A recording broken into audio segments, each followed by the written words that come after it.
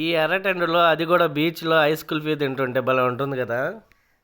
మావా నమస్తే. ఈరోజు మందలేందంటే నేను బీచ్కి వెళ్తే దూరంగా ఒక షాప్ కాడ పిల్లలు ఐస్ కుల్ఫీ తింటున్నారు అని చెప్పని, సరే మనకు కూడా ఎండ ఎక్కువగా ఉంది పోయి తిందామని చెప్పని దగ్గరికి వెళ్ళి చూస్తే అది ఐస్ కుల్ఫీ కాదండి మావా, ఎగ్ కుల్ఫీ అంట.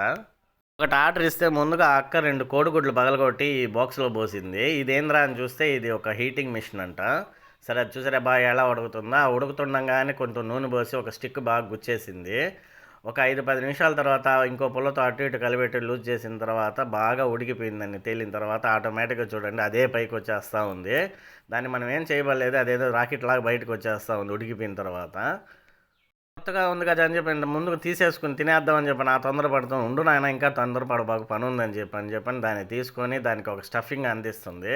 ఆ స్టఫింగ్ ఏంటంటే ఏదో శనగల పొడి లాంటిది, కారపొడి అందిస్తూ ఉంది. ఇది ఎందుకు అక్క అంటే కోడిగుడ్లు పచ్చి పచ్చిగా లోపల వేసాం కదా తమ్ముడు, అవి ఉడికిన తర్వాత ఉప్పు కారం ఏమి ఉండదు, దానికి ఇది వేస్తేనే దాని రుచి అనింది.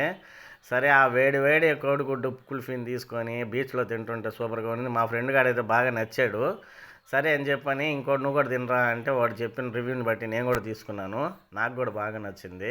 కాకపోతే ఒకటే మామ, ఈ కుల్ఫీని మటుకు టమాటా సాస్లో కానీ అద్దుకొని తింటే మాత్రం దాని టేస్టే వేరే లెవెల్గా ఉంటుంది మామ. మీరు ఎంతమంది తిన్నారో కామెంట్ చేయండి. వీడియో నచ్చితే లైక్ చేసి సబ్స్క్రైబ్ చేసుకోండి మామ.